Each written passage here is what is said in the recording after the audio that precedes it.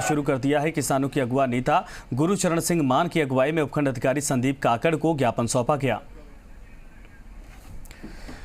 तो लिए चलते हैं आपको, इस वक्त सचिन पायलट प्रेस कॉन्फ्रेंस कर रहे हैं। बहुत बड़ा इशू है जो पार्लियामेंट में उठाया है कांग्रेस पार्टी ने, लेकिन मैं समझता हूं कि इसमें मल्टीपल इश्यूज हैं। प्राइवेसी का इशू है, ऑफिशियल सीक्रेट्स एक्ट का इशू है, क्योंकि अगर मंत्रियों के फोन भी अगर टैप हुए हैं या उनका इलीगल उनको हैक किया गया है तो ऑफिशियल सीक्रेट्स एक्ट का भी इसमें प्रावधान आता है। राष्ट्रीय सुरक्षा का एक एंगल आता है।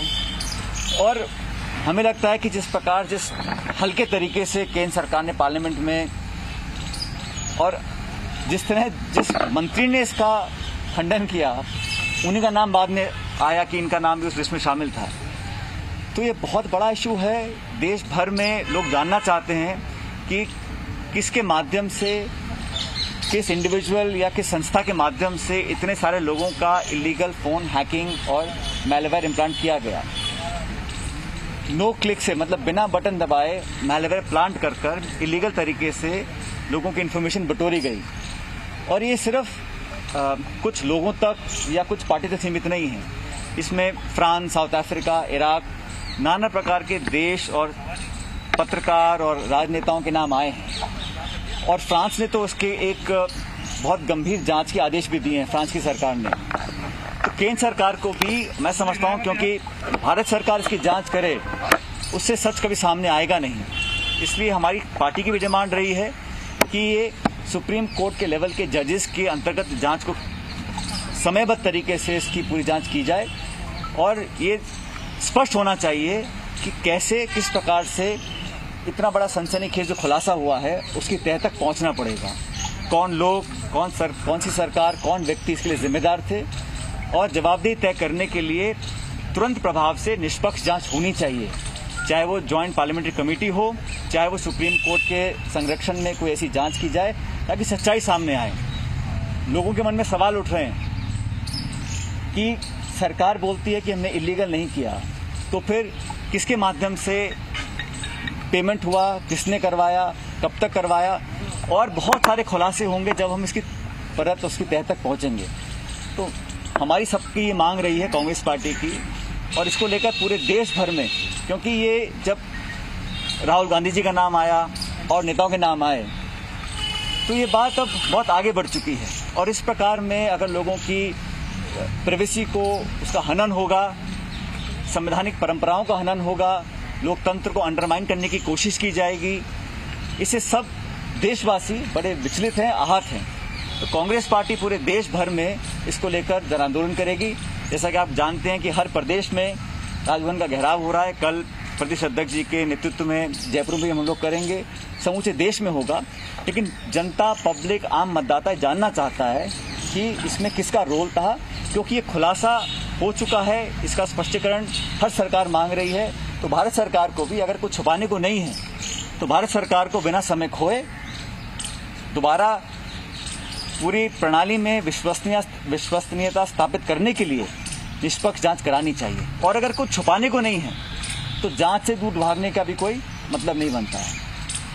इसलिए क्योंकि ये पिछले 2-2.5 साल का खुलासा हुआ है और अभी तो बहुत लिमिटेड नाम सामने आए हैं, हो सकता है और भी नाम सामने आए, लेकिन भारत सरकार, क्योंकि ये डिपार्टमेंट और ये मंत्रालय भारत सरकार का आता है, इसलिए भारत सरकार को इस पर एक जांच इनिशिएट करनी चाहिए। और सरकार खुद जांच करेगी तो कभी सच तक हम नहीं पहुंच सकते हैं। इसलिए निष्पक्ष, इंडिपेंडेंट, प्रभावी जांच होनी चाहिए ताकि इसके तह तक हम लोग पहुंच सकें। सर, वहीं ममता बनर्जी ने भी इसको लेकर कहा है, ममता बनर्जी ने, कि हम 16 अगस्त को खेला दिवस मनाएंगे, हमें बीजेपी को हटाना है और हमारी आज़ादी खतरे में है क्योंकि एजेंसियों का दुरुपयोग हो रहा है। और जिस तरीके से सामने मामला है काफ़ी गंभीर और चिंता का है। ये तो बात सिर्फ एक मुख्यमंत्री की नहीं है, क्योंकि इसमें लगभग आधा दर्जन पार्टी के लोग, ब्यूरोक्रेट्स, पत्रकार, कोई बचा नहीं। तो ये स्पेसिफिक टारगेट क्यों किए गए थे, क्या पृष्ठभूमि थी, किसको लाभ था, किसको नुकसान था, ये तो पॉलिटिकल फॉल आउट है। लेकिन जो प्रोसेस, जो प्रक्रिया है, सवाल उस पर उठ रहे हैं। और ये फोन हैकिंग इलीगल है, सब जानते हैं, लेकिन ये जो कंपनी है जिसने खुलासा किया है, तथ्यात्मक आंकड़ों के साथ खुलासा हुआ है, तो ये ऑटोमेटिक और स्वाभाविक जिम्मेदारी बन जाती है पार्टी इन पावर की, सरकार की, कि इसमें पूरा इंडिपेंडेंट एक वाइट पेपर जारी करें। शुरू से लेकर एंड तक इसकी पूरी खोजबीन होनी चाहिए और तथ्य तक पहुंचने के लिए, जैसे मैं बार बार कह रहा हूं, कि एक इंडिपेंडेंट प्रोब होना चाहिए और समयबद्ध तरीके से बहुत जल्द सरकार को उसको अनाउंस करना चाहिए। सरकारों के अलावा कंपनी ये किसी को देती नहीं है, तो निश्चित तौर पे फिर तरीका एक ही है। यही तो सवाल है। यही सवाल कल पूछा कांग्रेस के साथियों ने कि भारत सरकार सिर्फ ये बता दे कि आपने सॉफ्टवेयर को एक्वायर करने के लिए पैसे दिए कि नहीं दिए, और जब वो कंपनी क्लेम करती है कि सिर्फ सॉवरेन गवर्नमेंट्स इसको एक्वायर कर सकती हैं, तो फिर बहुत कुछ कहने को बचा नहीं। लेकिन फिर भी मैं समझता हूँ, हम किसी बाहर के विदेशी कंपनी या किसी और के स्टेटमेंट पे क्यों जाएं?